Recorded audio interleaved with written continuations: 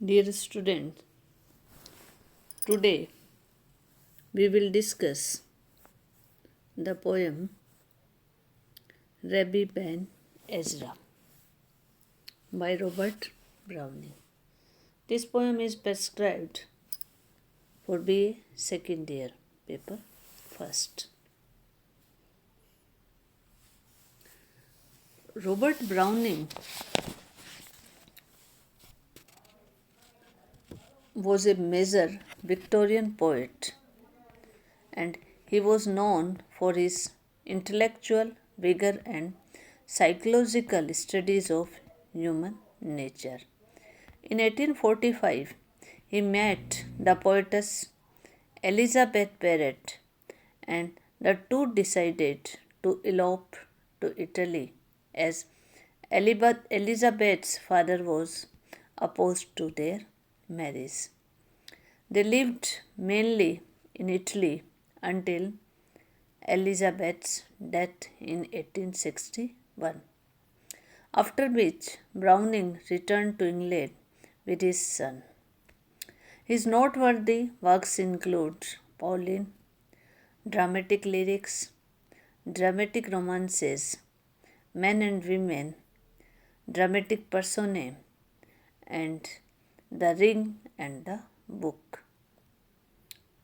Robert Browning was a tremendous influence on the poets of 20th century such as Ezra Pound, T.S. Eliot, Robert Frost due to his technique of creating psychological portraits through his poetry.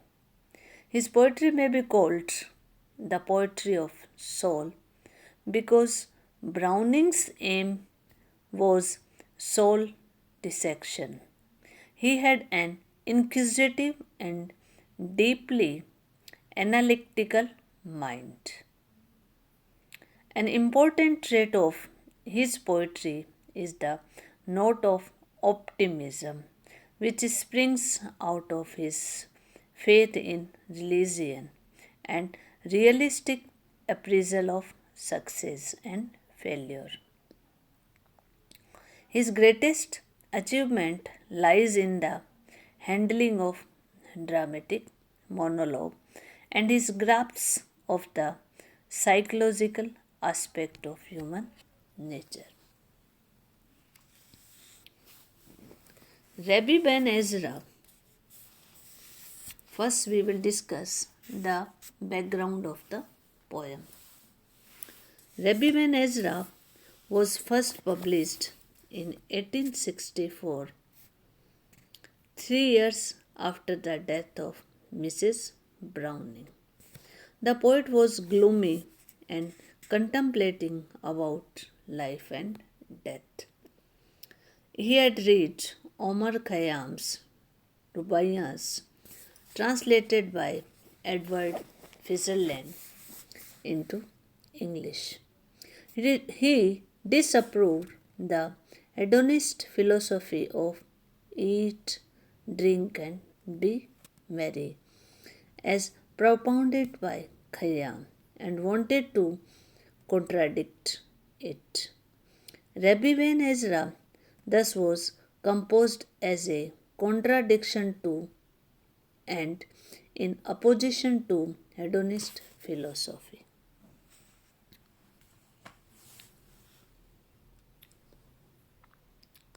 Rabbi Ben Ezra was first published his poems dramatic personal. Rabbi in the Hebrew tongue means one learned in theology and religious philosophy.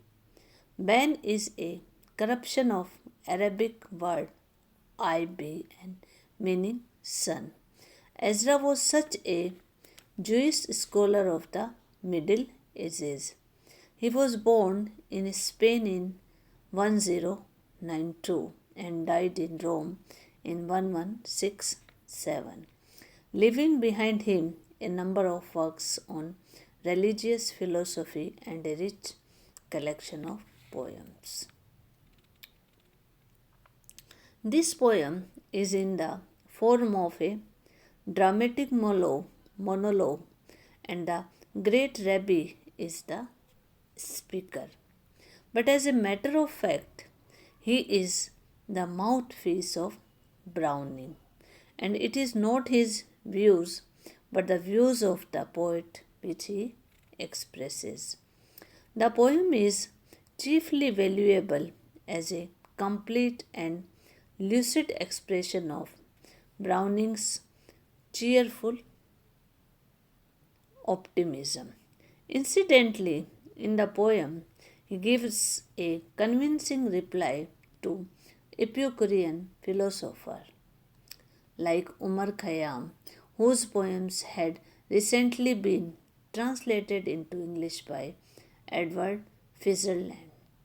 The mood is reflective, a mood of calm contemplation and spiritual serenity, and the speaker, as he surveys life from the vantage point of old age, expresses triumphantly his faith in the value and significance of human life.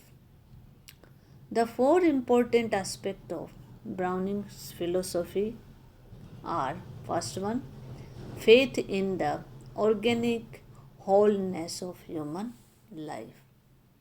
For example, youth is consumpted in old age, and hence the value and significance of old age. Second one, the value of struggle, which alone can lead to achievement and spiritual development. Third one is faith in death, which is a gateway to the life in the other world. And fourth one is faith in God and in the immortality of human soul in the perpetual flux of circumstances. So, all these four aspects of the poet's philosophy are presented in the poem logically and in detail.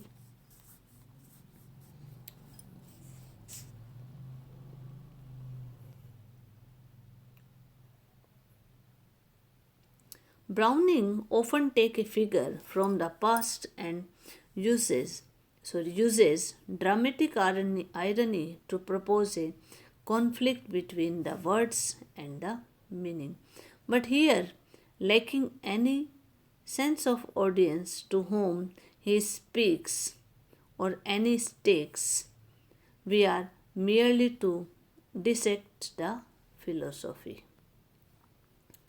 The rabbi's philosophy is a paradox. The struggle of life holds little meaning, since life is but our soul's first step. Yet the wise man should appreciate everything about life.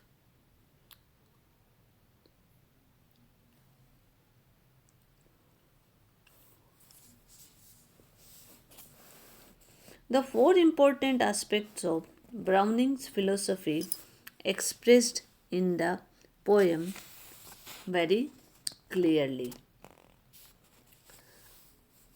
According to May Wilson, Rabbi Ben Ezra is a poem in which the thinker is subordinated to the thought. It is consequently personal rather than dramatic and represents Browning's theism, though not of course but Christianity, through an imaginary utterance of the great Rabbi. The leading ideas are: first one, the value of age; second one, the use of strife and trial; third one, the absolute solitariness of each soul in relation to the God and its independence of earthly estimates. Allied with this is the enduringness of soul amid of perpetual flux of circumstances. Man must take his means from present. His aim is solely to shake God's trust.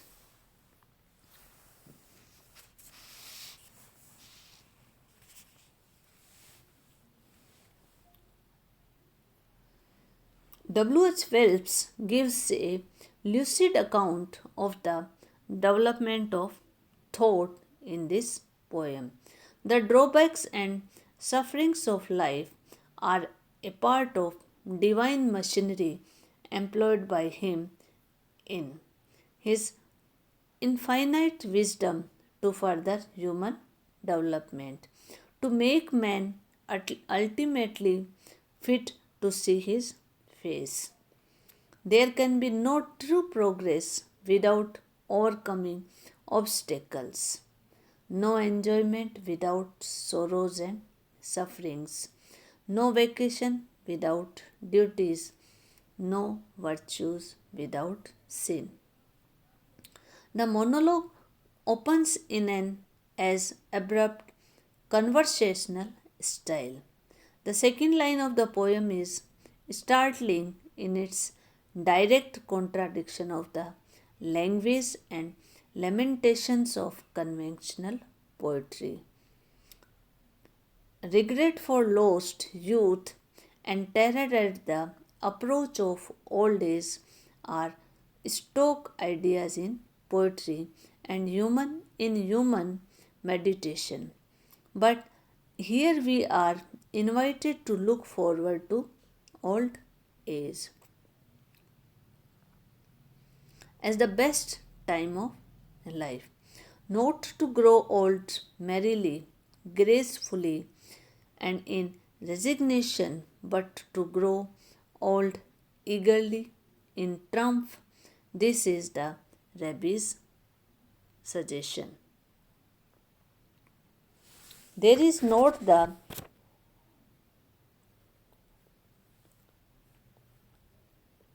sorry there is not the slightest doubt that he is right, provided one lives a mental rather than an animal existence. God loved whom he jested. Our doubts and fears, our sorrows and pains are spurs, stimulants to spiritual progress. Rejoice that we have them, for they are proofs that we are alive and moving. In the seventh stanza comes a bold but cheering thought. Many thinkers regard the deepest sorrow of life as rising from the disparity between our ideals and our achievements. What I aspired to be and was not comforts me. This paradox, which comforts while it mocks, means my achievements are ridiculously small in comparison with my hopes, my ambition, my dreams. Thank God for all this. Thank God I was not content with low aims.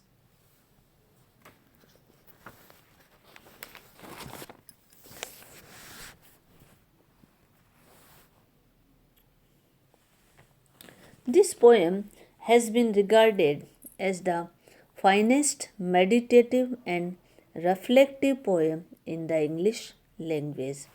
It has been called a great religious poem. Admiring it, author Simmons has said that in Rabbi Ben Ezra, Browning has crystallized his religious philosophy into a shape of abiding beauty. It has been called, not rashly, the noblest of modern religious poems. In this poem, there is a note of optimism. Browning's message in Rabbi Ben Ezra is that of optimism. The poet is aware of sorrows and sufferings of man. He knows man's cares and anxieties, pangs and agonies, failures and disappointments, yet he teaches that failure leads to hope. Failure in life means success in the life to come. We are in the hands of God, and the Almighty will certainly give us our due. His is not a cheap optimism. While admitting the imperfections in a man, he still remains an optimist, believing in the possibility of achieving perfection. The style and the style of the poem. This poem is in the form of a dialogue between the old scholar Ezra and a youth. But both are parts of but both the parts are performed by one person, Rabbi Ben Ezra. Hence the poem is a monologue. We come across frequently the speeches within inverted commas. These speeches are the hedonist youth. The speeches without inverted commas are those of Rabbi and are the mouthpiece of Browning himself. The style of the poem, no doubt, presents certain difficulties to readers. It is not entirely free from the grotesqueness and obscurity of the poet. There are a number of inverted constructions and omissions which make stanzas like the 9th, 12th, 22nd, and 29th, and many others, which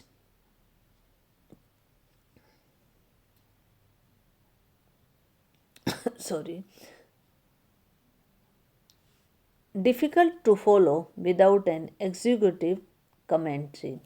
At least one line in the poem has been criticized by all critics as ugly and revolting. Ike's care, copped full bird, frets doubt the more cramped breast. The poem may be a little difficult, but there is certainly no obscurity of the thought in it. Every line can be understood after a line, painstaking reading and rereading, and the imagery of the poem is executive. It is also symbolic, such is the image of the potter and the wheel. So, this was the critical analysis of the poem. The poem consists of 32 stanzas of 6 lines each. The measure used is iambic. In each stanza, there are 4 short lines of 6 syllables, 1 line, the third of 10 syllables, and the last 6 is an alexandrine, a line of 12 syllables. The use of the alexandrine creates an effect of slow movement, of response and serenity. The rhyme scheme is A A B C C B. So this is the critical appreciation of the poem Rabbi Ben Ezra by Robert Browning.